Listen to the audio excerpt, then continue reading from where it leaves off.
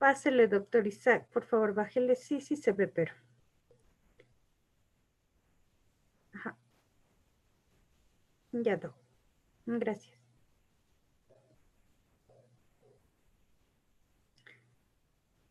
Ingeniera Marianita, usted tiene tal vez presentación. Buenas tardes. Sí, yo también tengo presentación. Por favor, le podemos probar. Listo, ya le hago.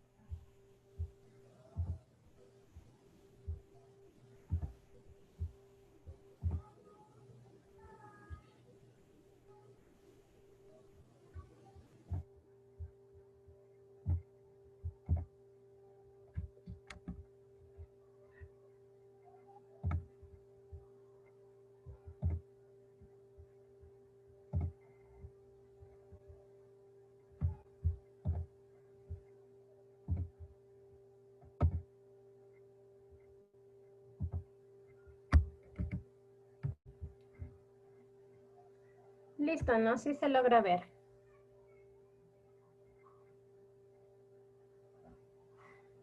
Sí, gracias, Inge, sí se ve. Ok, Gracias.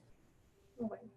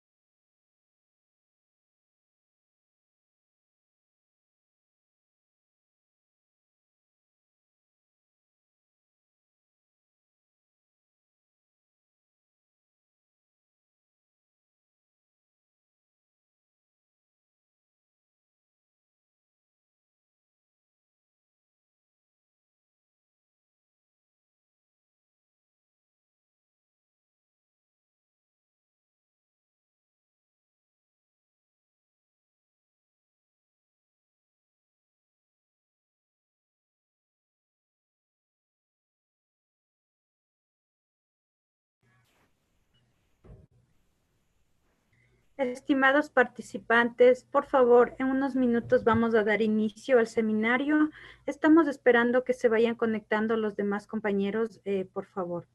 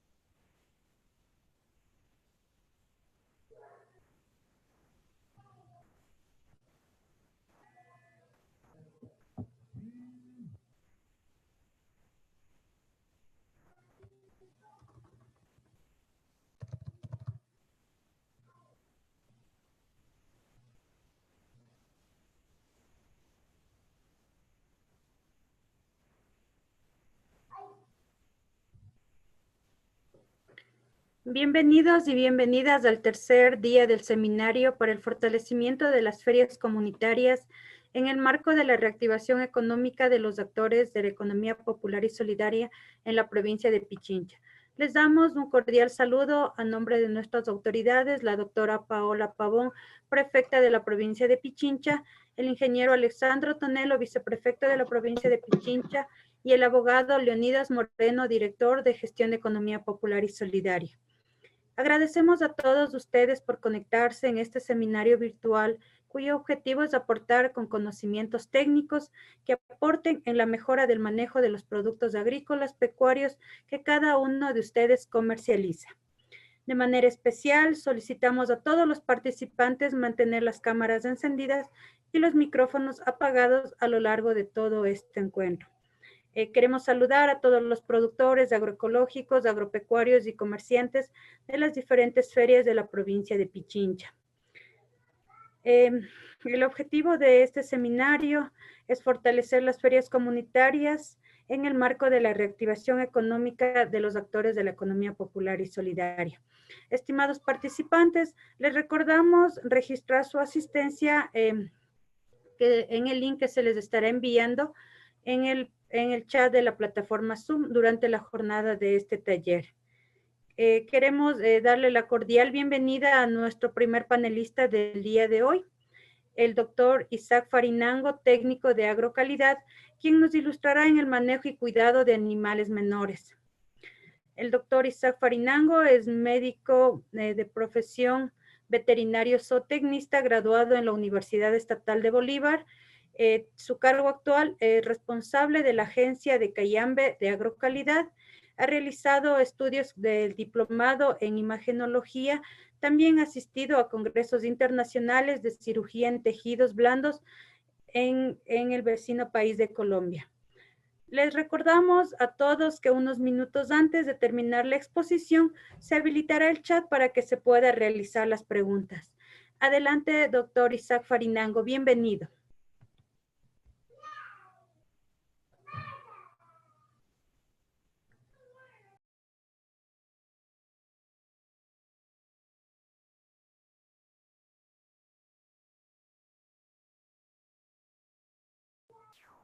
Doctor Isaac, por favor. Por favor, active su micrófono. Ahí. Sí, buenas tardes a todos. Parece que tengo algún problema en el audio, pero no sé si me escuchan. ¿Me escuchan tal vez? Sí, se le escucha, doctor Isaac. Adelante. Gracias. Entonces, gracias por la invitación, ingeniera Karina Rojas. Como ya les mencionaba, pues mi nombre es Isaac Farinango. Trabajo en lo que es la Agencia de Agrocalidad de Cayambe, de profesión médico veterinario y zootecnista. Me ha solicitado que se le ayude con una capacitación, lo que es de manejos de especies menores, esperando que prepare unas diapositivas, ya les voy a compartir y espero que sepan comprender. Si es que algo no se entiende, pues luego me pregunten nomás con toda confianza. No estoy tan preparado para las charlas así en vía Zoom, vía videos, siempre se ha dado presencialmente, que ahí como que me desempeño mejor. Voy a tratar de compartir ¿Se ve ahí tal vez ya la exposición? No, aún no. Aún no. Vamos a ver. A ver.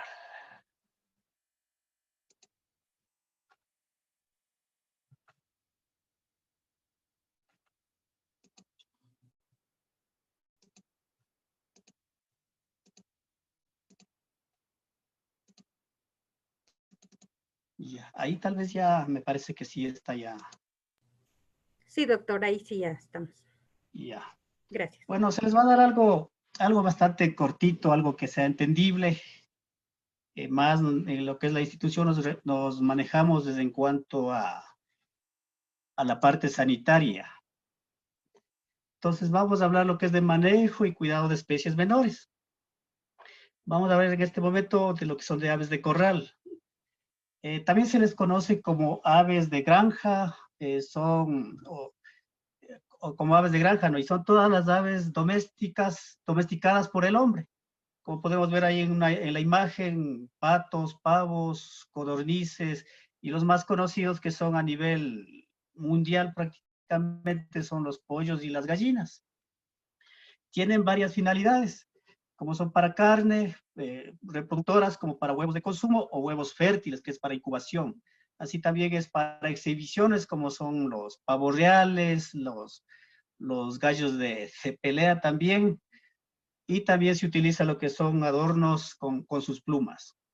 En la actualidad, esta industria, sobre todo hablamos de pollos o de gallinas ponedoras, se ha realmente industrializado. Aquí en el Ecuador, ustedes conocerán que empresas, una de ellas es Pronaca, que ya lo lleva a manera industrial con todo automatizado. Vamos a hablar un poco de lo que son algo así breve, de lo que son el manejo de las aves de corral, digo de las aves de engorde. Vamos a hablar de lo que es de las instalaciones. Los galpones deben ser de un material que facilite lo que es la desinfección y la limpieza de las mismas, es decir, que el piso debe ser de cemento, las paredes pueden ser de bloque, ladrillo, pero siempre, al menos acá en la sierra, recubiertos con cemento. El techo debe ser, o no debe contener, o no debe facilitar lo que son goteras, debe ser de un material que no cause mucho ruido y debe ser aislante hacia el excesivo calor o hacia lo que es los fríos intensos. Su cama debe ser de un material suave. Acá en la sierra generalmente se utiliza lo que es la viruta, la que no provoca polvo, es suave y su capacidad es muy buena, lo que es para la absorción. En la costa generalmente lo utilizan la cascarilla de arroz o la fibra de coco, la cascarilla de coco que le dicen también. La densidad varía en función del recambio de aire que tengamos dentro de nuestras instalaciones, pero generalmente se maneja lo que es de 10 hasta 15 aves por metro cuadrado.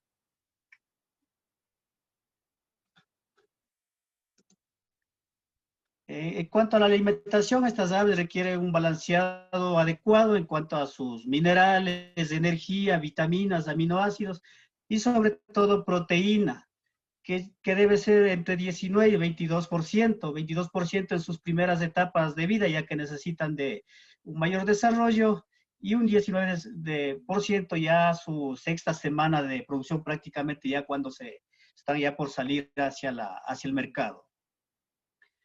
Adicional a eso, necesitan de agua que sea fresca y de muy buena calidad, ya que si no proveemos agua en suficiente cantidad, como los pollitos no producen suficiente saliva, al ingerir el alimento, el balanceado, podrían provocar que se asfixie, que se atore con el mismo balanceado. Su calendario vacunal varía en función de las zonas predispuestas a enfermedades, pero como norma general, hablando sobre todo en Cayambe y Pedro Moncayo, los pollitos que llegan al día 1 ya vienen vacunados, y al día 0, cuando están prácticamente en el huevo, en el embrión, ya se vacuna contra la enfermedad que se conoce como MARE, que es una enfermedad que provoca que el cuello se empiece, problemas neurológicos. A los 8 días se vacuna contra el gumboro, y a los 11 a 15 días se vacuna lo que es para la Newcastle, enfermedades que tienden a provocar trastornos respiratorios y que en caso que hubiese algún brote podía acabar con toda el lote de pollos. Las vías de vacunación pueden ser ocular, intranasal o por aspersión en función del número de aves.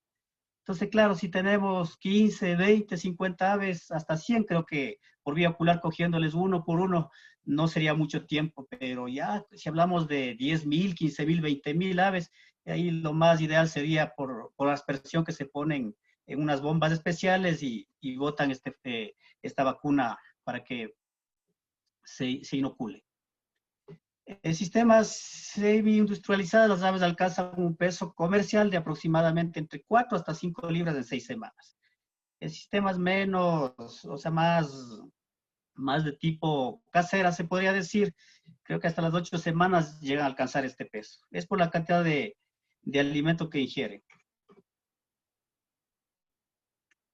acá vamos a hablar de lo que es, al último hablamos lo que es de enfermedades por si acaso, si de pronto están con esa inquietud. Vamos a hablar de manejo de las aves ponedoras, en este caso vamos a ver de las gallinas. Las instalaciones son prácticamente las mismas que les dije en un principio, que deben ser de un material resistente, lavable, de buenas condiciones, fácil de desinfectarse. Y aquí vemos, en cambio, cómo se manejan en la parte de ponedoras.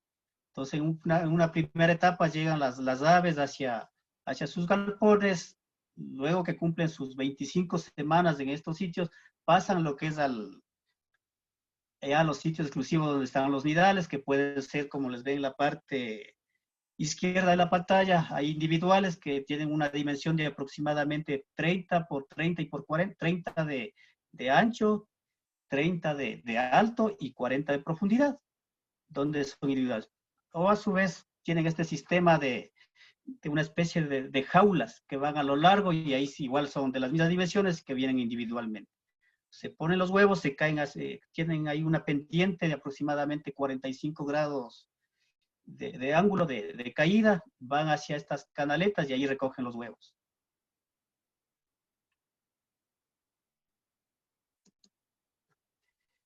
Igual que, bueno, en cuanto a la alimentación de las ponedoras ya varía bastante, pues anteriormente la proteína era como entre el 22 y el 19%, ya que estas aves, las que son para carnes, salen muy rápidas. Ellas en cambio deben conservar hasta sus 80 semanas de vida, entonces estas aves requieren de un alimento balanceado, pero sobre todo que tengan cantidades de energía y calcio bastante elevadas, ya que el calcio es uno de los principales minerales que forman el cascarón del huevo.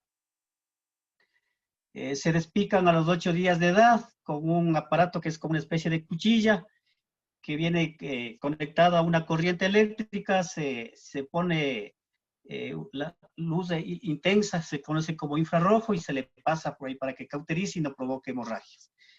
Se vuelve a hacer este tipo de despique como una especie de igualación, en el caso que en los primeros días que se hizo, de pronto se nos quedó muy larga, se vuelve a hacer a las 10 semanas de edad con el mismo aparato. Y también hay un calendario vacunal, en ellos es muy diferente al de a los pollitos de engorde. En el primer día, los hablaba hace rato, pues se aplica lo que es Mareg, Newcastle más para la coccidia. A los 6 días, bueno, aquí también están el corte de pico y justamente se aplica para el reovirus. A los 12 días Newcastle más Gumboro, a los 15 días Newcastle más la viruela aviar, 8 semanas viene la coriza infecciosa, el cólera aviar, anemia infecciosa, 10 semanas Newcastle más Gumboro. Son vacunas múltiples estas, reo, coriza aviar, influencia aviar. A la semana 14 igual influencia aviar, viruela aviar, perdón, encefalomielitis aviar, Newcastle, perdón, y cólera aviar. Y a las 20 semanas, que es lo que recibe la última dosis de vacuna, sería la Newcastle, las múltiples que anteriormente les había mencionado. Sin embargo, acá se hace lo que es monitoreos permanentes, entonces toman muestras cada 15 días a ver cómo estamos con estas enfermedades, si es que empiezan como que a variar, a ver el grado de virulencia, el título de anticuerpos a bajar, entonces se vuelven a revacunar. De esa forma trabaja. Y también se trabaja lo que es un programa de iluminación con el fin de alcanzar una madurez reproductiva a las 25 semanas. Aquí tenemos cómo se trabaja el calendario. Entonces vemos en la parte de las 10, se podría decir, o en los números que están en forma horizontal, 1, 2, 3, eso se refiere a semanas, y la que está en las ejes de las Y o verticales están lo que son las horas. Entonces, cuando llegan las avecitas, deben recibir en su primera semana 18 horas de luz, sea que sea natural, y cuando ya oscurece, deberán recibir luz artificial. A las 2 semanas ya de edad, reciben 16 horas de luz. Hasta llegar a las 4 semanas de edad, reciben 12 horas de luz conjuntamente con su alimento. Esto es con el fin de que sus primeras 4 semanas ellos adquieran la mayor cantidad de alimento para que a futuro, como son ponedoras, no tengan descompensaciones. Luego llega una etapa donde la avecita necesita ya una especie de reposo constante y una alimentación también constante, ¿no? Entonces ahí viene lo que es el periodo de luz constante, que son desde las 5 semanas hasta las 15 semanas, con una duración de 9 horas de luz. Aquí vemos en este cuadro, entonces ahí van a comer algo constante, no van a estar variando como en estas, que al principio comen más, después bajan, pero llega este pico. Luego hacen nuevamente lo que es este sistema de luz, suben, el sistema de iluminación, perdón, que se maneja de las 16 semanas hasta las 25 semanas, que antes de irse a los galpones definitivos, van subiendo gradualmente.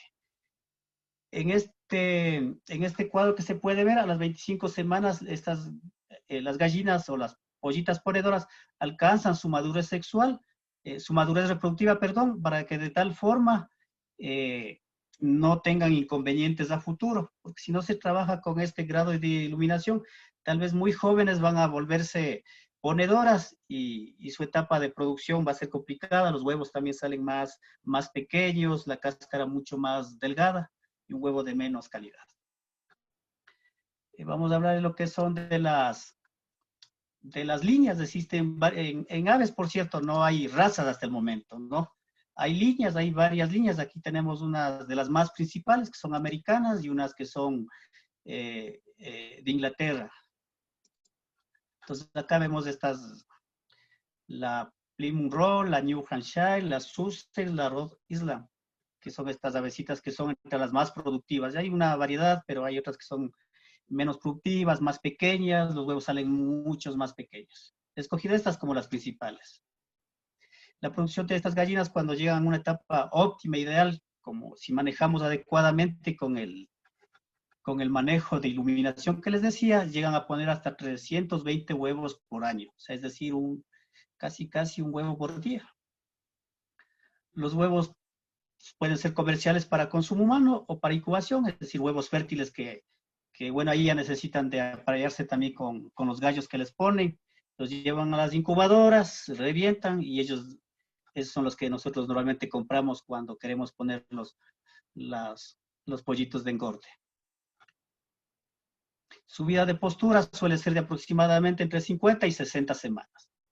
Acá hay una nueva técnica que una vez que llega ese pico de producción de las 70 semanas, lo que hacen es desplumarle completamente a las aves, algo parecido a las águilas, y le dan de comer. Entonces, como que hasta que van creciendo las plumas, como que se regeneran y vuelven a tener un pico de producción de unas 5 a 10 semanas aproximadamente.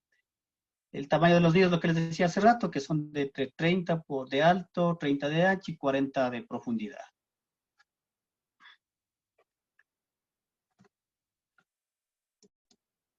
También les he puesto algo de pavos. Acá no es muy común, pero en otros países como Estados Unidos, Francia, acá hablando en Sudamérica, Chile, Argentina y Brasil, se consume bastante lo que es la carne de pavo, que es una carne igual blanca, parecida a la de pollo, solo que tiene sobre todo un poco más de ventajas nutritivas con respecto a la carne de pollo para las personas o los granjeros que se dedican a la explotación de pavos, tienen una mayor conversión alimenticia, es decir, que es más rentable que el pollo. Obviamente acá en Ecuador, como todavía no hay esa costumbre de comer pavo más que solo en fechas especiales como las Navidades, entonces como que no es tan buen negocio, pero en otros países sí.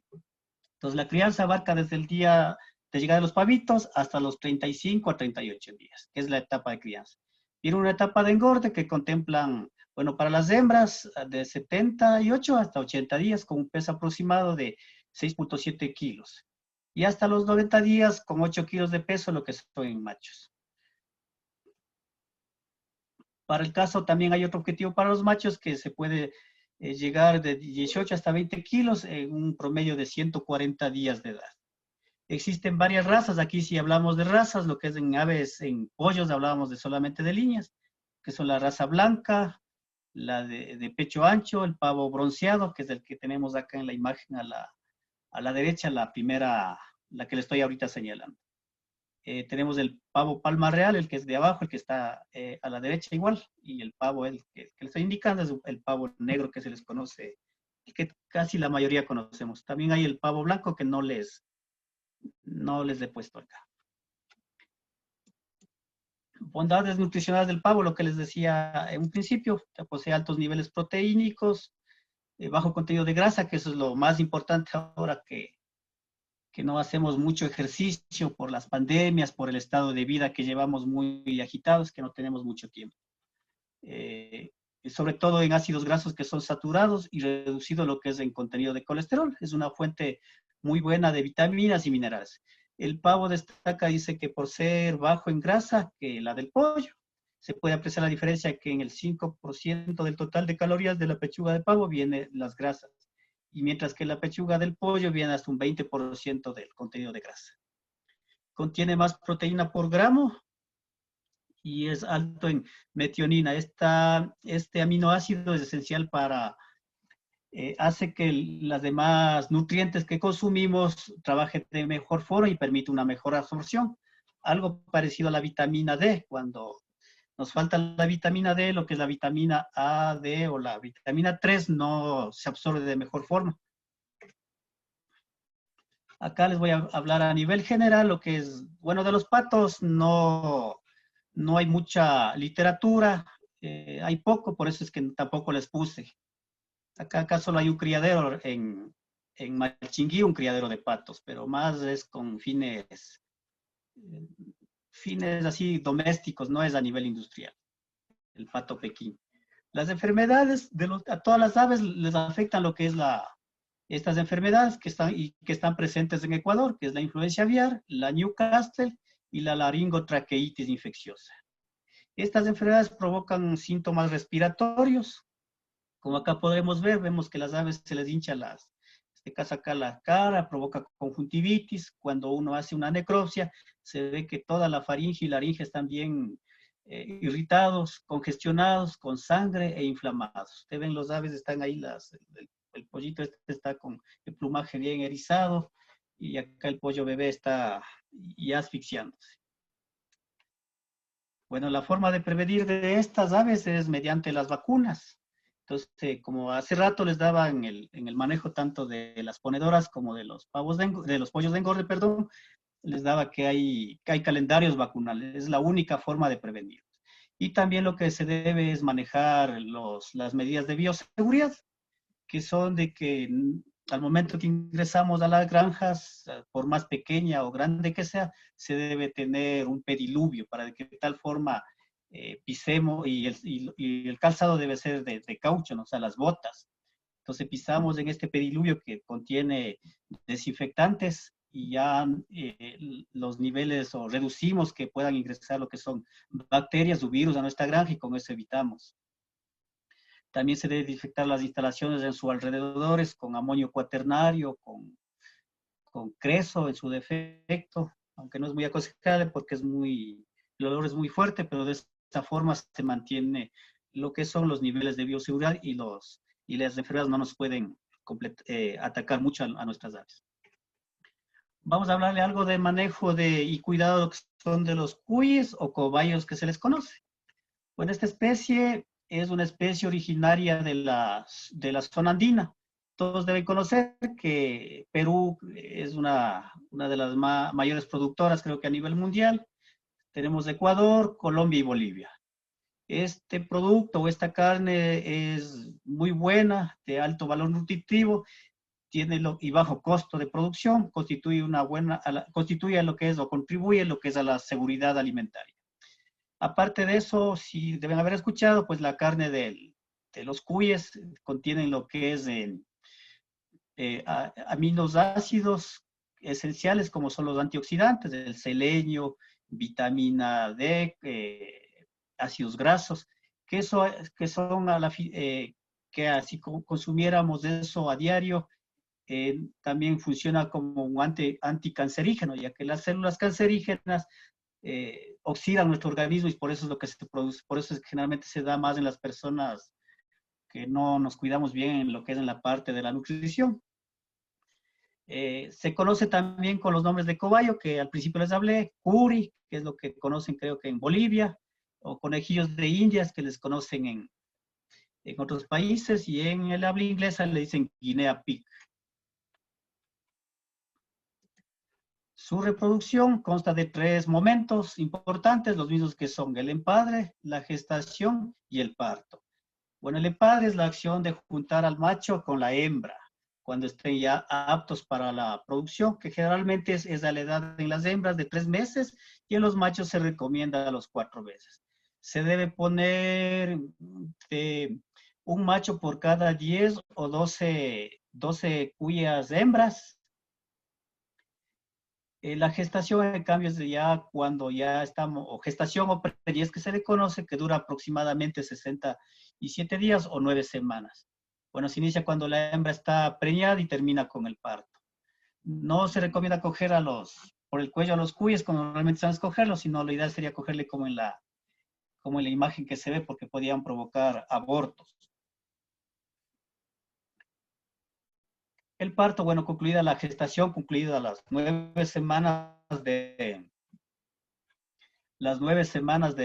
gestación, vendría lo que es la parte del parto, en el cual generalmente su mayoría no requieren asistencia, pero hay veces que de pronto los fetos, los bebés que están dentro son muy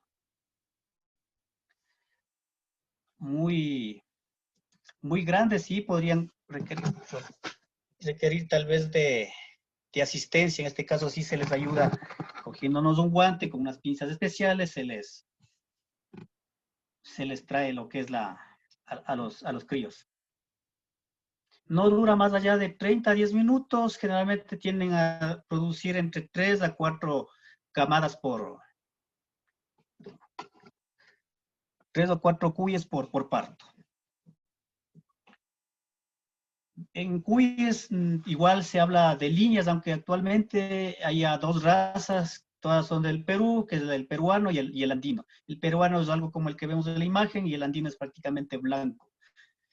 Hay las líneas que son de cuyes por su conformación de su cuerpo, entonces son unos redondeados, con el pecho, el tórax profundo, todo el cuerpo viene a ser cilíndrico, las orejas caídas, y hay otro que es en cambio el ungulado, que es el hocico como más ungulado, como triangular, las orejas puntiagudas, chiquitas, el pelaje suele ser más áspero, que ese generalmente es el cuy criollo, esas son ya líneas mejoradas. Hay por el tipo de pelaje que vemos cuyes como el que vemos en la imagen de arriba, pues es un cuy hay cuyes con pelo largo, pelo corto, con pelo que viene en remolinos o encrespados que desconoce. También por su color de pelaje, que son compuestos y simples. Los compuestos son que vienen de varios colores y los simples que vienen de un solo color. La alimentación se recomienda, si vamos al menos a la parte como que zootécnica, como para ya manejarlos como para la venta, no así de forma casera, pues sí se recomienda alimentarlos tanto con una mixta, con balanceado y con vegetales. Generalmente se recomienda un mayor porcentaje de forraje, de vegetales y un porcentaje de balanceado. Estas deben contener nutrientes óptimos para la especie. Lo que aquí sí en los cuyes la limitante es que ellos no, tanto cuyes y conejos, no pueden en su organismo lo que es sintetizar la vitamina C, lo que provoca el escorbuto, que son diarreas, enflaquecimiento. Entonces, por eso sí es conveniente suministrarle vitamina C en el agua de bebida. O a su vez también sí vienen los vegetales que en el caso que se críe de forma casera no tendrían problemas. Hay enfermedades de los cuyes, como cualquier especie, también están propensas a un montón de enfermedades. Les he puesto entre las principales, que son la salmonelosis, que provocan diarreas intensas, que es lo que diarreas intensas empiezan a decaer, a enflaquecerse, el pelaje se pone recontra áspero y finalmente terminan muriéndose. Cuando uno hace una necropsia de estos animales que se empiezan a morir sin saber la causa, hepatitis y un problema gastroentérico como aquí vemos, pues el intestino es así casi descompuesto. Igual se empiezan a tener congestiones nasales, una especie de tos, como vómitos, y si no se trata a tiempo, igual se complican. Cuando uno hace lo que es una necropsia, es decir, se abre al cuy muerto, lo que encontramos es que los pulmones están infiltrados con infiltraciones de moco, de neumonías. Lo que son las micosis, que son problemas de hongos, que eso más se debe lo que es al manejo. Entonces, si no tenemos nuestras jaulas de los cuyes limpiecitas, entonces empiezan a crecer lo que son hongos por la orina y todo eso. Y aquí podemos ver una micosis en la espalda, que creo que está acompañado también de una lesión por peleas y empezamos a complicarse. También los parásitos externos como piojos o pulgas, conjuntivitis que vemos aquí en la imagen, pues se provoca también por mal manejo, por falta de higiene. La orina mismo del cuy, como tiene amoníaco, eso tiene a provocar irritación en las vías aéreas y vías oftálmicas y empiezan a provocar conjuntivitis. Y el timpanismo que se da en su mayoría pues por alimentos mal oreados. Le damos a veces cualquier forraje, alfalfa, pastos, pero de pronto un poco mojados y ahí se nos complica. Como tratamiento para la salmonela,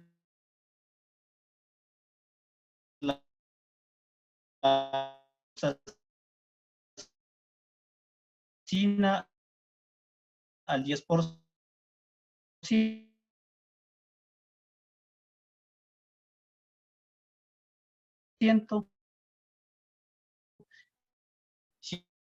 es individual, se da en cuyes pequeños, explica un poco más del manejo, tal vez para 10 gotas por cada litro de agua.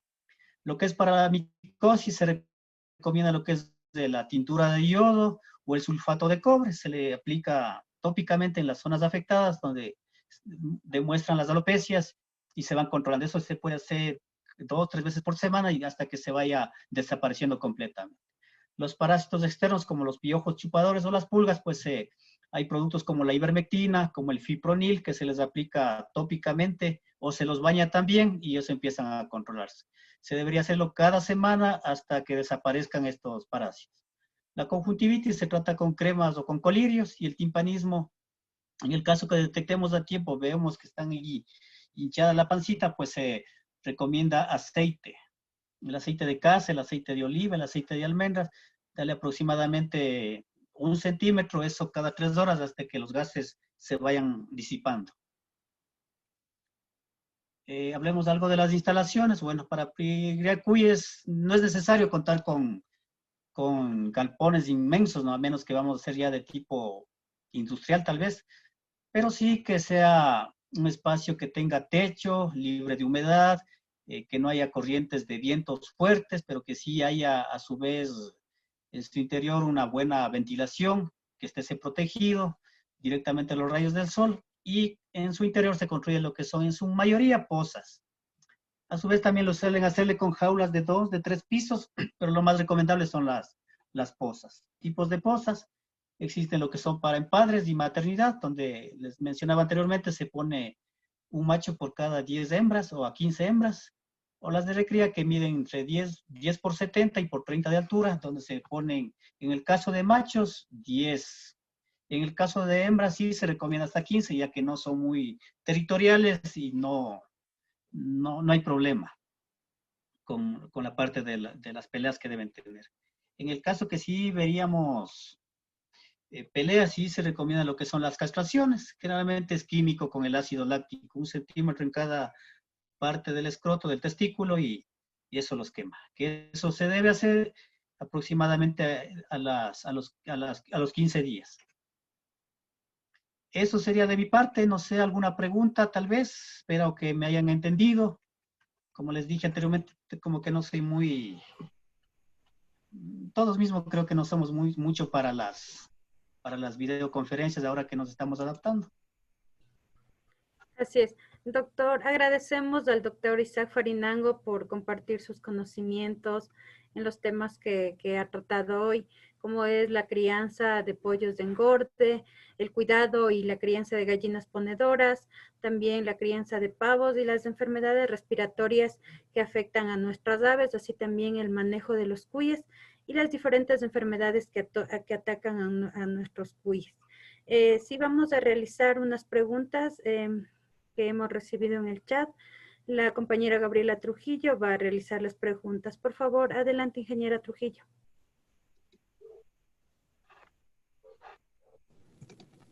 Muy buenas tardes con todos. Hemos receptado las siguientes preguntas de nuestros participantes. Marco Quispe nos pregunta, ¿cómo se podría hacer para obtener huevos fértiles para pollos de engorde? Ya. Huevos fértiles para pollos de engorde. Veránle, o sea, a ver, ¿cómo les explico? Lo que hacen las empresas, bueno, cogen los huevos, las pollitas ponedoras de las razas que les hablaba, juntamente con los machos. Les juntan y, bueno, pasan su etapa, lo que les explicaba, ¿no? De 25 semanas, luego los juntan un gallo por 10 gallinas, se aparean y luego les ponen en sus nidales. Ponen estos huevos y los llevan a las incubadoras. Hay unas incubadoras lo que es en Santo Domingo de los Colorados. Entonces les ponen ahí, pero ahí aceptan alrededor de más de 1000 huevos. Entonces eclosionan y simplemente los venden. En el caso que quiera adquirir estos huevos fértiles, ya le digo, conseguirse las pollitas ponedoras, ponerle con un macho, entonces como hay fecundación, hay monta o hay empolle o empadre que se les dice, pues ya son huevos fértiles. No así cuando son las ponedoras que no les ponen los gallos, los machos, simplemente ellas ponen, pues, se les conoce como huevos de viento, normalmente o criollamente nosotros, pero esos no son fértiles en cambio, son solamente para consumo. No sé si tal vez supe responder la pregunta. Sí, estimado. Rosa Nacimba nos pregunta, ¿cómo puedo eliminar los piojos de los galpones? Los piojos de los galpones. ¿De los galpones de pollos? ¿A eso se refiere? Sí, ¿cómo puedo eliminar los piojos de los galpones? Ya, lo que se hace es fumigar con un producto que se conoce como Amitraz. Este producto se disuelve, se disuelve medio centímetro por litro de agua y se fumiga. No es muy, bueno, si es por afuera no pasa nada, pero si es para adentro sí hay que tener un poquito de cuidado, se debe estar bastante ventilado lo que es el galpón, o sea, las cortinas abiertas. Al contrario, sí podríamos provocar una especie de intoxicación. O a su vez sacar a los pollos completamente y ahí sí fumigar todo, galpones, jaulas. De esa forma se eliminan los piojos. O si no son muchos, se pone lo que es en la cloaca, hay un producto que es a base de ivermectina.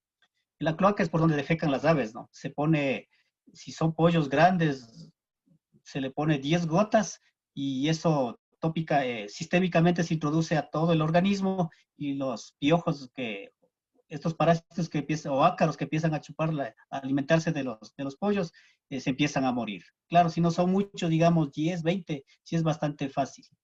Si son más de 1000, y ahí sí es complicado ponerles uno por uno. Si son pollos pequeños, se pondría la mitad de la dosis, 5 gotas. La siguiente pregunta. En caso de que se enfermen las gallinas de campo, ¿qué es recomendable? Depende de que hace rato, como les explicaba, bueno, la mayoría de las aves tienen problemas de tipo respiratorio y realmente la más aconsejable, el fármaco de elección suele ser lo que es la enrofloxacina. Entonces hay goteros que venden al 10% y se le aplica, depende el tamaño del ave. Entonces si la avecita es grande, 10 gotas, si es mediana, 5, si es polluelitos chiquitos, 2 a 3 gotas. O a su vez se ponen en el agua de bebida 10 gotas por cada litro de agua. Si no hay muchos, pues individualmente se puede dar. Eso se debe hacer todos los días por 5 días consecutivos. Adicional a eso, si es que vemos de los problemas respiratorios de manera, por experiencia les comento, ¿no? Se les pone lo que es el ají o el ajo, también el agüita de bebida y funciona bastante bien. Son como expectorantes naturales. Con la siguiente pregunta concluimos. Para las gallinas ponedoras, ¿qué tratamiento se les puede dar para la cara hinchada? Nos pregunta Maritza Torres. esta enfermedad debe ser el Newcastle o si no el Gumboro. Igual es el mismo tratamiento de la enrofloxacina. Si es una gallina, son ponedoras, son obviamente grandes, 10 gotas directamente al pico cada 24 horas por 5 días consecutivos. Si son bastantes, se le complica individualmente en el agüita de bebida las 10 gotas que les había comentado por litro de agua. Muchísimas gracias, doctor Isaac Farinango, por responderles a nuestros participantes. Claro, un gusto. Gracias, doctor Isaac, por su ponencia. A continuación, vamos a dar la cordial bienvenida a la ingeniera Nori Marianita Carpio Bravo, quien nos va a ilustrar con la ponencia sobre manipulación de alimentos con énfasis en manejo de cárnicos y lácteos y la importancia de la cadena de frío.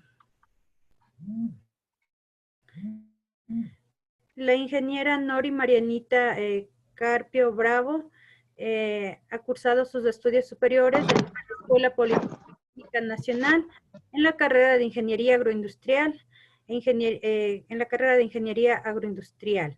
Se ha desempeñado también en varios cargos, como es el de técnica de la Agencia Nacional de también ha trabajado en la industria licorera Villa como jefe de control y en Equalac también como jefe de control de calidad.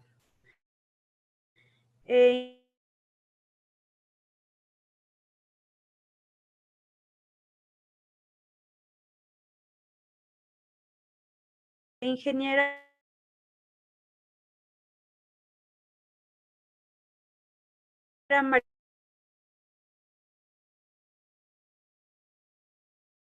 Marianita, bienvenida.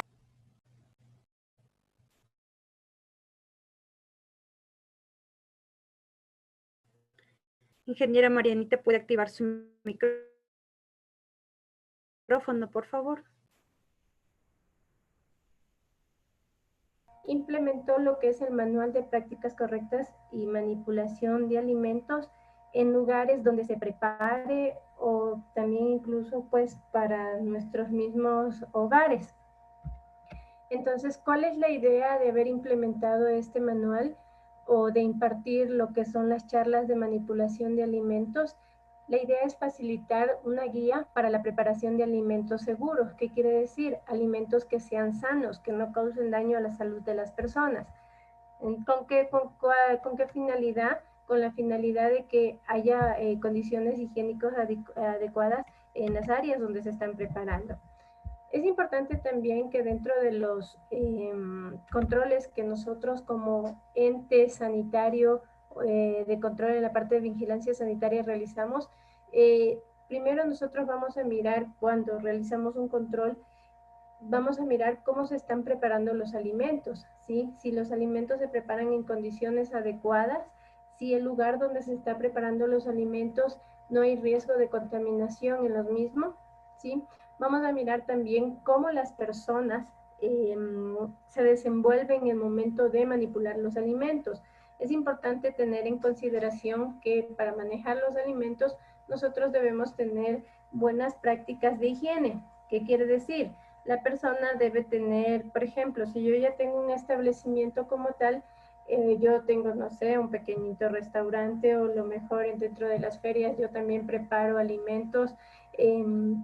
Yo debo tener dentro de los requisitos a aplicar, primeramente debo tener una indumentaria adecuada para realizar esta práctica, ¿sí? No puedo hacerlo con la misma ropita que estoy o vengo o voy a la calle, ¿sí? Entonces debo tener una indumentaria específica para esta actividad.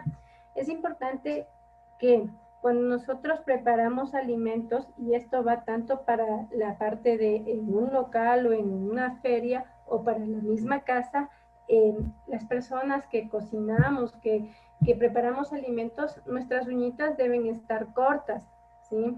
No puedo utilizar esmaltes. En el caso cuando yo estoy preparando alimentos no puedo utilizar bisuterías. ¿Por qué? Porque si yo utilizo, por ejemplo, un aretito y si el aretito se cae, mi aretito puede ser un riesgo de contaminación física, ¿sí? Entonces es importante considerar estos requisitos en la parte de higiene del personal. Es importante recogerse el cabello y protegerlo. ¿Qué quiere decir? Me coloco, hay estas redecillas, hay cofias que uno puede colocarse en la parte de la cabeza, en el cabello, y proteger el alimento. De esta manera no se contamina con mi cabello, que probablemente pueda caer, ¿sí? Otra consideración que nosotros vamos a mirar dentro de un control es cómo están las instalaciones, qué tipo de utensilios estoy utilizando, si este tipo de tanto utensilios o las instalaciones me prestan facilidades para poder lavar, para poder desinfectar. Y también vamos a mirar si en un establecimiento hay o no hay plagas, ¿sí?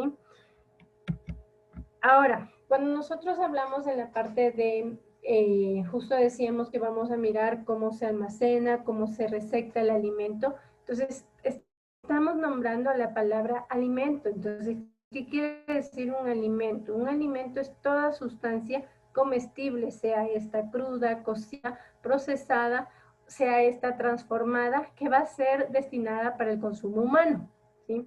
Ahora, dentro de los alimentos nosotros vamos a ver ya alimento transformado o alimento que se va a consumir de manera inmediata. Por ejemplo, lo que nosotros preparamos en casita son productos que son de consumo inmediato, ¿sí? Que su consumo va a ser en un tiempo corto. A diferencia, por ejemplo, llevamos a una tienda, a un supermercado, a lugares donde se expende ya alimentos, ¿no es cierto?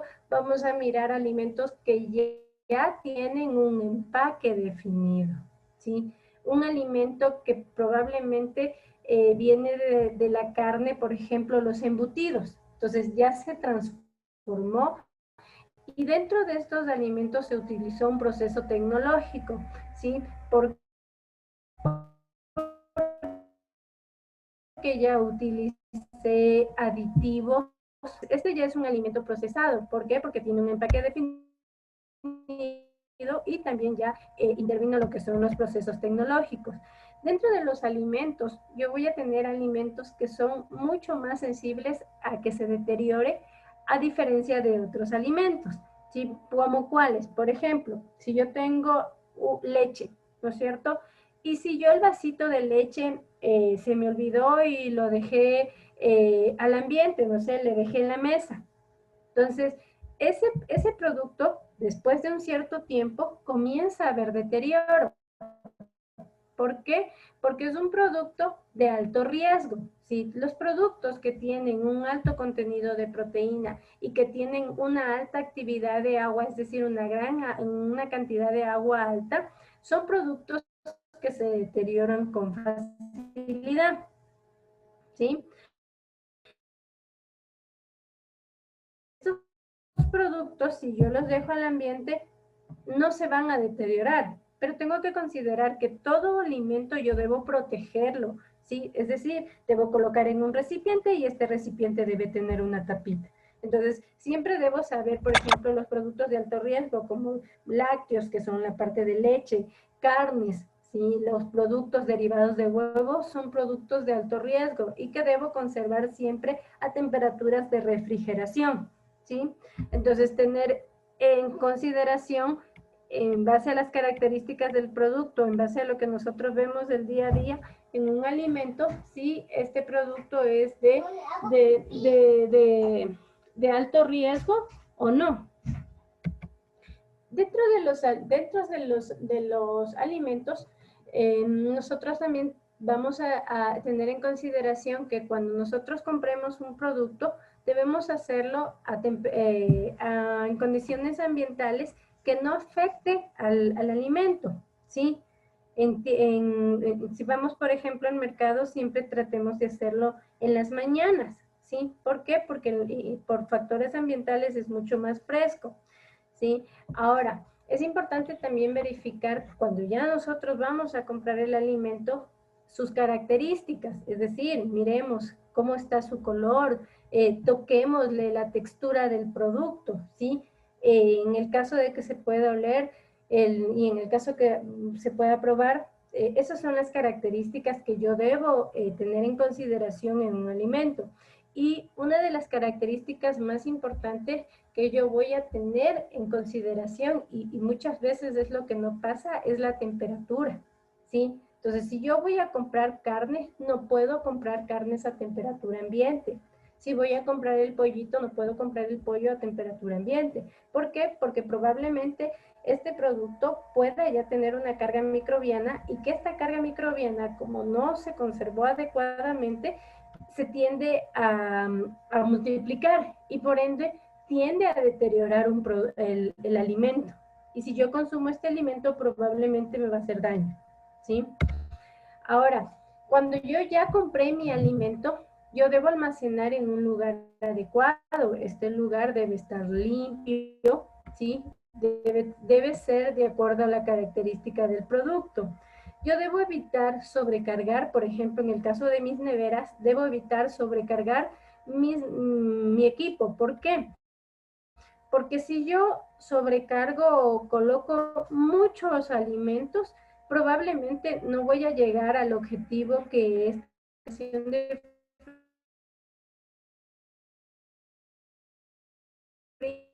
frío en el alimento. Cuando yo almacene un producto, considere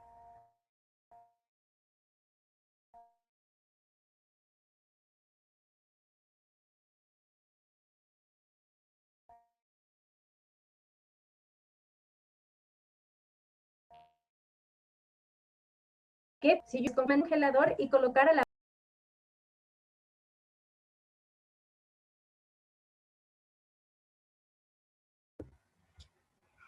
Ingeniera, se le silenció el micrófono.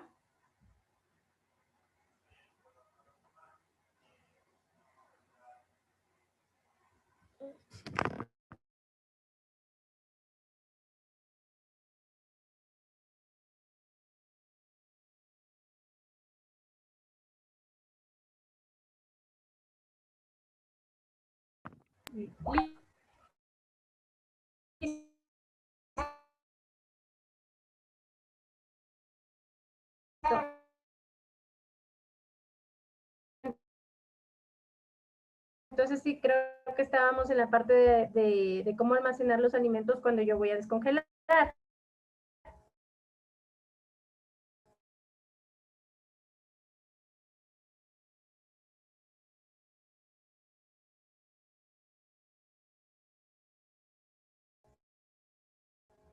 ¿Sí? Cuando yo le coloco en la nevera. Entonces, esto era justo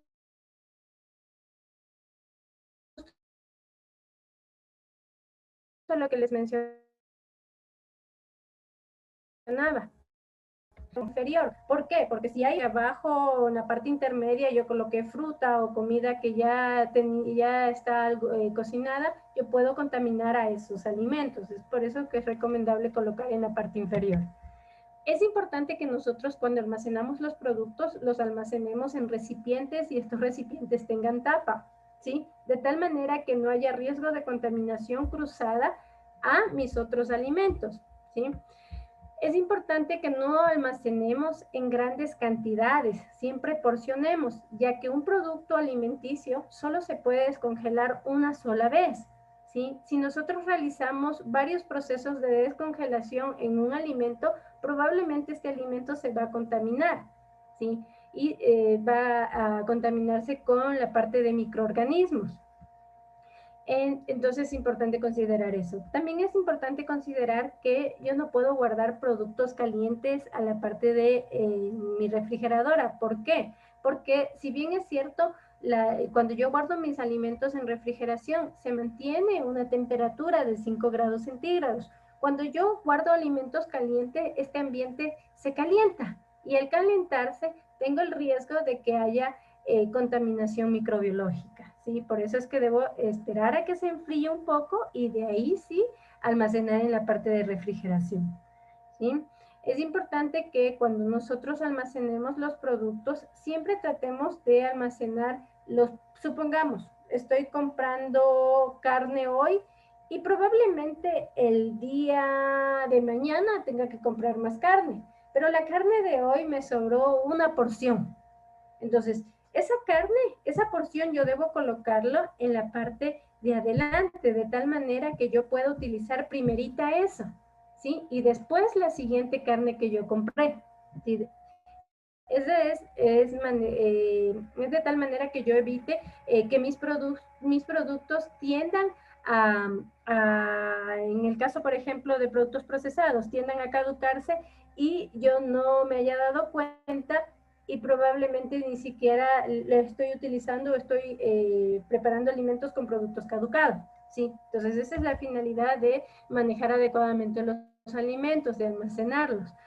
Es importante considerar, en el caso, por ejemplo, cuando yo almaceno alimentos, en el caso de los granos secos, la temperatura tiene que ser temperatura al ambiente, ¿no? De unos 10 a un 21 grados. Las frutas, en el caso de frutas, la temperatura va a ser un poco más fría, ¿sí? E incluso se considera temperatura, incluso puedo yo guardarlo en refrigeración de 6 a 12 grados centígrados. Y en el caso de los productos de alto riesgo, como son carnes, todo tipo de carne, deben estar almacenadas siempre en refrigeración. Aquí justamente miramos, por ejemplo, que aquí hay una fotito de un termómetro y aquí viene la razón, el por qué yo debo considerar las condiciones de conservación de un alimento, ¿sí? Por ejemplo, cuando yo almaceno alimentos en refrigeración de 5 grados hacia abajo o congelación, si es que hay una carga microbiana, esta carga microbiana, la multiplicación de esta carga microbiana de microorganismos, los microorganismos son organismos muy chiquititos, muy diminutos, que nosotros con facilidad no lo vemos, solo se ve con microscopios, ¿sí? Entonces, cuando yo guardo en refrigeración, se retrasa este crecimiento o se mueren, ¿sí? Pero no se multiplican, ¿sí? No se reproducen. Lo mismo pasa cuando yo doy calor, ¿sí? Entonces, igual se retrasa o se muere. Pero cuando tengo temperatura ambiente de 6 grados, 65 grados, a estas temperaturas se tiende a multiplicar la carga microbiana y es por eso que se le conoce como zona de peligro. Ahí viene la explicación del por qué yo no puedo guardar productos calientes en mi refrigerador, ¿sí? Porque tiende a subir la temperatura y llega a esta zona. Ahora, es importante que cuando nosotros manejemos nuestros alimentos, siempre manejemos a través de un sistema de rotación adecuada, es decir, que lo primero que yo voy a comprar es lo primero que yo voy a utilizar. Como les decía en la anterior presentación, ¿con cuál es la finalidad? El evitar que los productos se caduquen en mis alacenas, en mis estanterías, en mis perchas, ¿sí? Los productos, cuando yo los almaceno, siempre debo buscarle, como les dije en un inicio, un lugar adecuado. Por ejemplo, si yo tengo una panadería, supongamos, y yo necesito almacenar harina, yo la harina debo colocarla de una altura con respecto al piso, ¿sí? Entonces, para eso ya hay los pallets, ¿sí? Y debo también considerar que la harina no debe estar en contacto directo con la pared, sino que también debe haber un espacio, de tal manera que haya una ventilación adecuada y que yo pueda mirar y decir, está sucio, debo limpiar, o probablemente yo pueda supervisar la condición o las condiciones en las que está el producto, ¿sí? Entonces, la distancia mínima que debe haber del lugar de donde yo almaceno debe ser de 15 centímetros con respecto al suelo, ¿sí? Los productos, si yo guardo productos, no sé, yo compro, por ejemplo, una funda grande con granos. Entonces, yo debo almacenarlos en recipientes y estos recipientes deben tener tapita. Y debo estar siempre supervisando mis alimentos. Por ejemplo, es importante también que, aparte de yo tener un sitio adecuado para mis alimentos, yo también debo destinar un espacio adecuado para almacenar mis utensilios de limpieza, mis productos de limpieza, de tal manera que esto no sea un riesgo de contaminación de manera indirecta en mis alimentos, ¿sí? Debo también tener en consideración cómo voy a almacenar mi vajilla, ¿sí? Entonces, mi vajilla debe estar en un lugar que esté limpio, que esté en condiciones óptimas para evitar riesgos de contaminación. En los productos, por ejemplo, aquí vemos en esta imagen, vemos pasteles. Los pasteles son productos de alto riesgo, entonces deben estar protegidos adecuadamente, deben estar almacenados en condiciones de conservación, que no haya riesgos de que que uno de sus ingredientes pueda deteriorarse y por ende pueda causar daño a la salud de las personas. Manipulación de alimentos. ¿Qué es manipulación de alimentos? Manipulación de alimentos es toda operación o cualquier operación en la cual nosotros estamos sometiendo un alimento desde el cultivo hasta el expendio del producto, ¿sí? Entonces, la persona que está en el campo, nuestro agricultor, es manipulador de alimentos. Y es decir, desde que está en el campo hasta que se expende, el momento de ser manipuladores de alimentos, yo debo aplicar prácticas correctas, de tal manera que no cause daño a la salud de las personas. Aquí ustedes pueden mirar justo en esta imagen condiciones que no son adecuadas, el proceso de manejar mis alimentos. Por ejemplo, la señorita aquí, ella expende sus papitas fritas, pero no está manejándolo adecuadamente. ¿Por qué? Porque ella no tiene una indumentaria adecuada. En el caso de las salsas, en el caso de las papas, todo está expuesto a los factores ambientales, no hay una protección. Por ejemplo, en el caso de la mayonesa es un producto de alto riesgo, que si yo no la sé cuidar y no la sé conservar adecuadamente, yo puedo enfermarme con salmonelosis, ¿sí? Entonces, esta práctica no es la adecuada. En el caso de los señores acá, si bien es cierto, ustedes pueden mirar que la instalación, que las personas tienen indumentaria adecuada. Sin embargo, al tener el barba, él debe utilizar mascarilla, ¿sí? Entonces, aquí hay también una práctica que no es correcta. En el caso de la señora, ¿sí? La señora tiene aretitos y no está colocada bien su cofia, ¿sí? Entonces, debe colocarse adecuadamente la cofia y no se puede utilizar aretes, no se puede utilizar pulseras cuando yo manejo los alimentos. Y lo mismo pasa en esta fotito de acá, ¿sí? Entonces, hay que considerar mucho cómo se manejan los alimentos, con qué finalidad. Si yo manejo adecuadamente los alimentos, no voy a adquirir enfermedades que son transmitidas por los alimentos, como son las ETAs, ¿sí? ¿Qué quiere decir ETAs? ETAs son enfermedades que se transmiten al ingerir un alimento que está contaminado con microorganismos, con parásitos o con toxinas. ¿Estas ETAs cómo se manifiestan? Estas ETAs se manifiestan en infecciones o intoxicaciones. Una infección, ¿cuándo se da? Cuando ingerimos alimento que tiene una carga microbiana muy alta, ¿sí? Y por ende aquí me dio, puede ser daño estomacal, dolor en la parte de mi abdomen, ¿sí? Entonces, esta es una infección. Una intoxicación, ¿cuándo se da? Cuando yo ingiero un alimento que está contaminado con toxinas, ¿sí? ¿Cómo se produjeron estas toxinas? Probablemente el alimento se contaminó con productos químicos. O tal vez se contaminó con microorganismos y estos microorganismos produjeron esporas y estas esporas produjeron toxinas, ¿sí? Entonces, se puede expresar de estas dos maneras.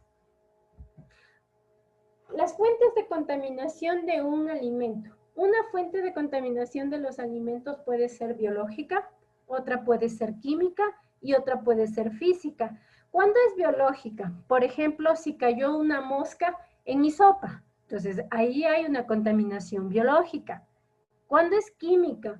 Probablemente yo lavé mi vaso y en el vaso me quedó restos de lavavajilla, ¿sí? Esa es una contaminación química, ¿sí? ¿Y cuándo es física? Yo estuve cocinando mi alimento, pero como no tenía recogidito el cabello y no estaba con algo que le cubra el cabello, se cayó un cabello. Entonces, eso es una contaminación física. Cuando cae o cuando hay un objeto extraño que es extraño al alimento. De ahí viene, por ejemplo, yo estoy cocinando y cayó un aretito. Esa es una contaminación física. Las fuentes de contaminación pueden darse de su origen, puede ser primaria o de origen, por ejemplo, las carnes. Las carnes de por sí, cuando se faena la vaquita, el pollito, tiene una carga microbiana que es mínima. Pero cuando no se conserva en condiciones de temperaturas adecuadas, esta carga microbiana se multiplica, se hace grande, ¿sí? Esta puede ser directa o indirecta. ¿Qué quiere decir? Por ejemplo, yo estoy preparando, voy a preparar un pollo al jugo, ¿sí? Entonces, y también voy a preparar sándwiches. Entonces, yo estoy preparando un producto, voy a utilizar mi cuchillito y el cuchillito ya desprecia el pollito y este mismo cuchillo voy a utilizar para abrirle al pan. Entonces, por ejemplo, aquí tengo alimentos crudos con alimentos cocinados y el utensilio que estoy utilizando no estoy manejándolo adecuadamente porque no lo estoy lavando, ¿sí? Entonces, aquí son riesgos de contaminación directa o cruzada. ¿Sí? Justamente, ¿qué es contaminación cruzada? Es la transferencia o es el pase de microorganismos de un producto a otro. ¿Qué quiere decir? Aquí podemos verle la imagen de la sandía que está junto almacenada con el pollo. Entonces, aquí hay un riesgo de contaminación cruzada, ¿sí? Y aquí ustedes ven justo el cuchillito en el cual yo estoy manipulando el pollo, pero también estoy manipulando vegetales. Entonces, estoy contaminando mis alimentos de uno a otro. ¿Sí? Aquí podemos mirarle a qué se refiere la contaminación cruzada. Manejo el pescadito, lo abro y esta misma tabla utilizo para picarle al tomate. Entonces, estoy contaminando mi producto, un alimento a través de un utensilio. ¿Sí? ¿Por qué? Porque esta tablita antes de picar el tomate debió ser lavada. ¿Sí? Y acá vemos otro ejemplo. La señora manipula el pollito, pero no se lava las manos. Por eso es que es importante lavarse las manos cuando yo estoy manipulando los alimentos. Manipulo un alimento y voy a manipular otro alimento, debo lavarme las manos, ¿sí? Y con las manitas sucias preparé mi sándwich. Entonces, este sándwich está contaminado. Aquí podemos mirar unas fotografías de condiciones que no son adecuadas en el momento de manejar los alimentos. Si bien es cierto, puede ser que mis neveras, mis equipos se vayan deteriorando, pero hay que dar mantenimiento y hay que siempre mantener limpieza y limpiezas profundas. ¿Qué quiere decir una limpieza profunda? Que debo mover todo y comenzar a limpiar, ¿sí? En estas condiciones tampoco no son adecuadas. Esta tampoco es adecuada. La trampa de grasa debe lavarse todos los días. ¿Sí? Por ejemplo, en esta fotografía ustedes pueden ver que aquí hay una proliferación de cucarachas, ¿sí? Entonces tampoco puede pasar esto, ¿sí? Justo en esta imagen ustedes pueden ver que la cucaracha, justo ella está caminando y probablemente llega al pollito, ¿sí? Entonces aquí tengo un riesgo de contaminación. Y en el caso, por ejemplo, de la persona, esta es una planta en la cual se elabora chifles. Sin embargo, la planta no presta condiciones adecuadas y la persona que está manejando sus alimentos tampoco, porque ella debería tener una indumentaria específica para realizar eso, ¿sí? Por ejemplo, aquí no se está manejando igual adecuadamente los alimentos, están junto a la pared, la basura está cerca a la harina que está almacenada, ¿sí? Y no presta las condiciones adecuadas. El momento de descongelar un alimento. Cuando yo descongelo, o qué quiere decir descongelación, o descongelar en sí el alimento, es variar la temperatura, ¿no es cierto? De tal manera que yo pueda manipular adecuadamente. ¿Cuál es la manera ideal de descongelar un alimento? Como les dije en un inicio, el retirar de la parte del congelador a la parte de refrigeración. De esa manera se va a mantener siempre la temperatura, ¿sí? Sin embargo, muchas veces se puede dar el caso que yo necesito descongelar de manera rápida. Yo puedo utilizar el microondas, ¿sí? Pero sin embargo hay que considerar que muchas veces sí puede haber cambio en las características del producto cuando yo utilizo el microondas. ¿Por qué? Porque hay muchas veces que probablemente yo puse un poco más de tiempo y ciertas partecitas de la carne o del pollo se cocinaron, ¿sí? Otra manera en que yo también puedo descongelar es cuando yo coloco en agua, pero el agua tiene que ser fría y se debe estar cambiando constantemente, ¿sí? No puede quedarse la agüita ahí con el producto hasta que se descongele, eso no puede darse. Esa agua tiene que ser cambiada constantemente. Otra manera de descongelar es cuando yo voy a preparar, supongamos voy a preparar una sopa X en la cual voy a utilizar carne. Entonces, yo esa porción de carne, en el momento que el agua está hirviendo, puedo yo descongelarla ahí, pero tengo que considerar que debo llegar a la etapa final, que va a ser mi sopa, ¿sí? Entonces, esas son las maneras de descongelar. Lo que no se puede hacer es descongelar a temperatura ambiente, y es lo que muchas veces hacemos. Sin embargo, es importante con estas charlas conocer y de esta manera, pues, ir cambiando este tipo de práctica que hacemos.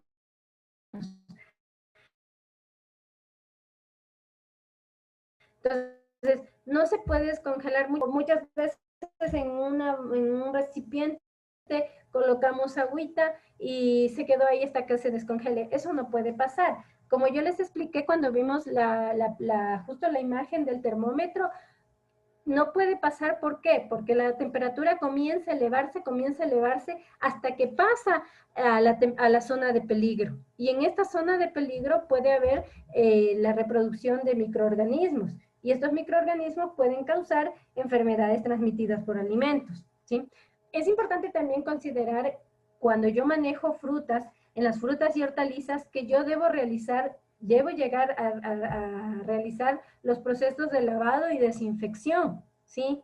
Solo así puedo garantizar que estoy consumiendo un alimento en el cual no voy a tener riesgo de contaminación o riesgos de que me cause enfermedades a mi organismo. Entonces, debo acostumbrarme a lavar y a desinfectar.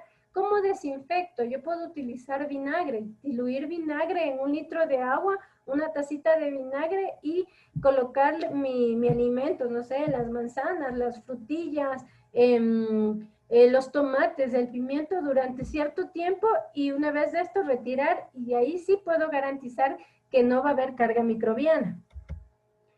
Es importante también considerar que cuando nosotros manejamos alimentos debemos tener prácticas correctas en cuanto al lavado de manos, ¿sí?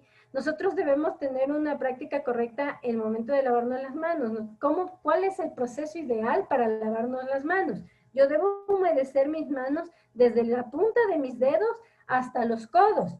Y una vez que yo humedezco mis manos, voy a refregar, voy a colocar mi jabón, voy a refregarme durante 20 segundos, y una vez que ya me he refregado durante los 20 segundos, voy a proceder a enjuagar.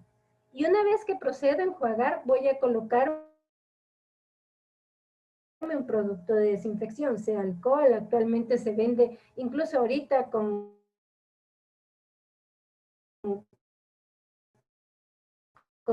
el problema sanitario que nosotros, serie de productos, geles antisépticos, alcohol, que se venden en el mercado. Eso es una manera, ¿sí? ¿Cuándo yo debo lavarme las manos? Antes de preparar alimentos, por el baño. Después, si yo estoy picando tomate y por COV motivo manipulé otro objeto, debo lavarme las manos. Si yo toqué estaba cocinando, estoy preparando mis alimentos y toqué mi cabello, me rasqué alguna parte de mi cuerpo, debo lavarme las manos, aunque es prohibido cuando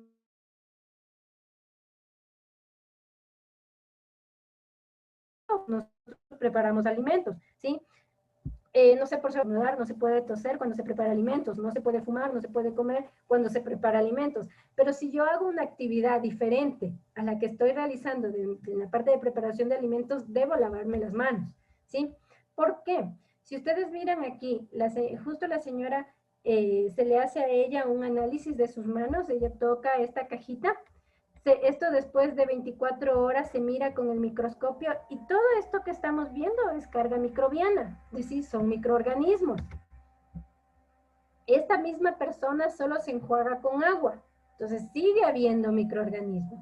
Esta persona se lava con jabón durante 20 segundos, sigue habiendo microorganismos.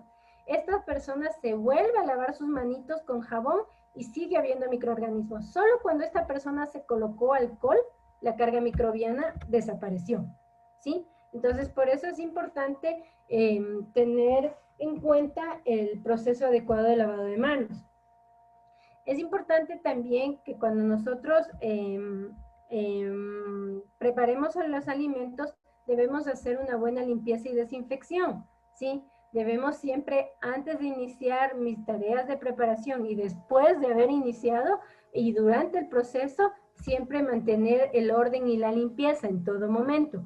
Es importante que tengamos en cuenta que las sustancias químicas no se pueden también mezclar. ¿Por qué? Porque puede darse una reacción y puede usted llegar a obtener otro producto que muchas veces puede ser peligroso para la salud de nosotros mismos, ¿sí? Entonces, cuando yo compro el cloro, cuando yo compro un desinfectante, sí, por ejemplo, actualmente con esto de la pandemia hay un montón de desinfectantes que se están vendiendo en el mercado, por ejemplo, el amonio cuaternario. Entonces, yo debo utilizarlo en base a lo que me recomienda el fabricante. Siempre debo mirar en su etiqueta y me va a recomendar cómo utilizar este producto. Entonces, debo hacerlo de esa manera.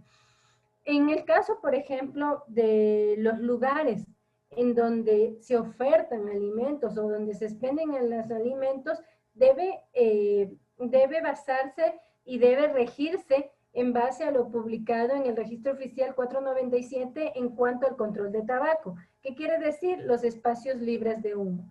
En sí, todos los espacios cerrados son espacios que deben estar libres de humo. Si yo no cumplo con esto, yo puedo llegar a ser sancionado, puedo llegar a tener una clausura de 8 días hasta 15 días y aparte de eso va a haber una multa económica, ¿sí? Es importante también, y esto siempre dentro de las charlas que nosotros los damos, siempre pasamos esta presentación o esta diapositiva. Si es que por el mismo hecho de la pandemia, como Ministerio de Salud Pública, como Ministerio de Salud Pública, se recomienda utilizar productos que estén aprobados y estén validados en el país. ¿Qué quiere decir? Por el mismo ministerio, es decir, que tengan su notificación sanitaria. Y aquí viene el bendito producto del dióxido de cloro. ¿Sí? El dióxido de cloro es un producto que no está aprobado por el ministerio, ¿sí? Y que probablemente puede representar un riesgo para la salud. Entonces, esto es más que todo el por qué nosotros siempre presentamos esta diapositiva, ¿sí? El no automedicarse o el no suministrarse productos que no hayan sido aprobados por el Ministerio de Salud Pública, ¿sí? Dentro del ARSA como tal, una de las iniciativas fue crear el ARSA Móvil. El ARSA Móvil es una aplicación que nosotros nos podemos bajar como cualquier juego que bajamos al teléfono. En esta aplicación nosotros podemos aquí solicitar controles ciudadanos, podemos verificar si la notificación sanitaria o el registro sanitario de un producto corresponde al mismo, si un establecimiento cuenta o no con un permiso de funcionamiento, ¿sí?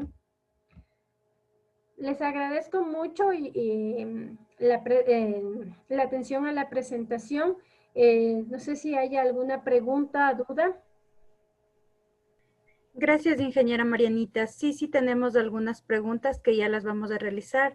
Ingeniera Trujillo, por favor, ayúdenos con la pregunta. Claro, con mucho gusto.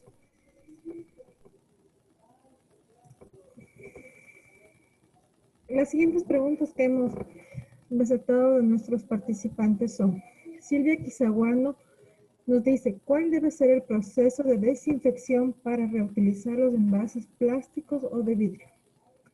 En el caso de los envases plástico, probablemente por la temperatura y todo eso, si por ejemplo, lo recomendable siempre va a ser pasar un poquito de agua caliente, por ejemplo, ¿sí? En un envase plástico probablemente no le va a resistir. En el caso de los envases de vidrio, sí, yo podría desinfectar con agua caliente o con vapor, ¿sí? Entonces, en el caso de los envases plásticos, es muy poco probable que le resista, ¿sí?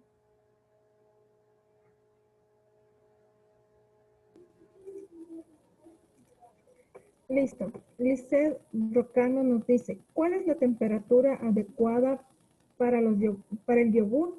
¿Es adecuado tener el yogur bajo el sol? No. El yogur es un derivado del lácteo, ¿sí?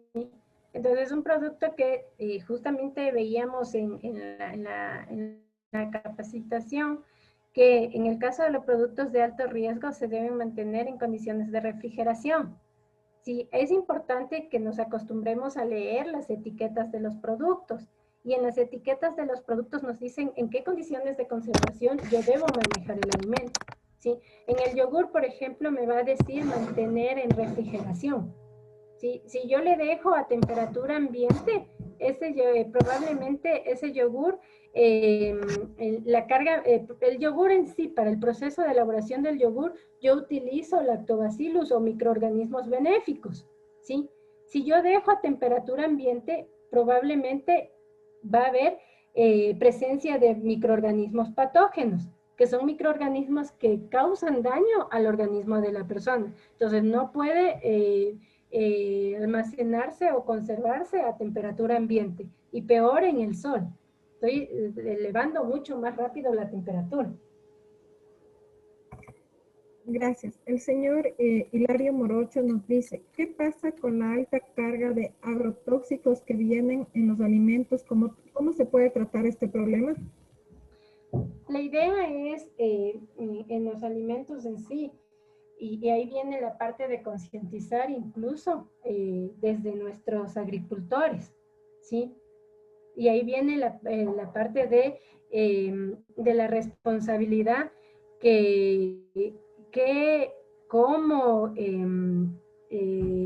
persona o el que se maneja el alimento, el tener...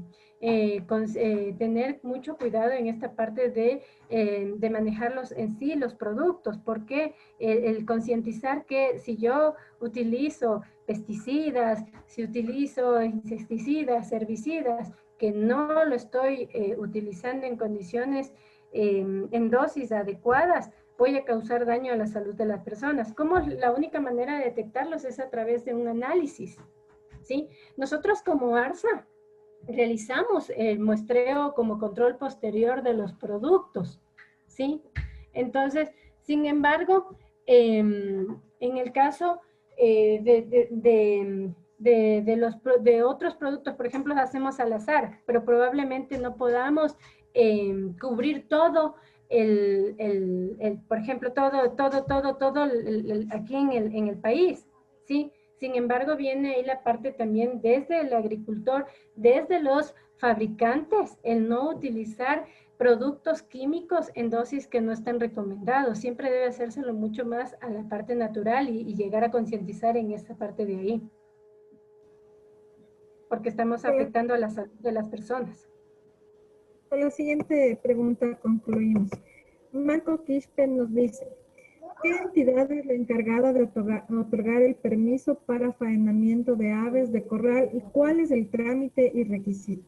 Ahí sí es con el compañero de agrocalidad. Nosotros como ARSA es el permiso de funcionamiento, sí, que aplica a restaurantes, que aplica a plantas de elaboración, sí, que aplica a farmacias, que aplica a laboratorios donde se fabrican productos cosméticos. En la parte de faenamiento es a la parte con agrocalidad, no con ARSA.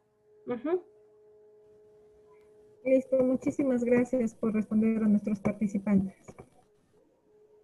Agradecemos a la ingeniera Marianita Carpio, técnico del ARSA, por su valiosa ponencia. Esperamos contar en una próxima oportunidad con usted. Muchas gracias, ingeniera Marianita. Muchas gracias a ustedes por la atención a la capacitación. Gracias. Estimados participantes, les recordamos, por favor, registrar su asistencia en el link que está en el chat de la plataforma Zoom. Así también les recordamos que mañana continuamos con el seminario donde trataremos los siguientes temas: manejo de post cosecha de frutas y hortalizas y servicio y atención al cliente para la sostenibilidad de las ferias comunitarias. De parte del gobierno de la provincia de Pichincha agradecemos su presencia. Los esperamos el día de mañana para continuar con este seminario. Muy buenas noches con todos los participantes.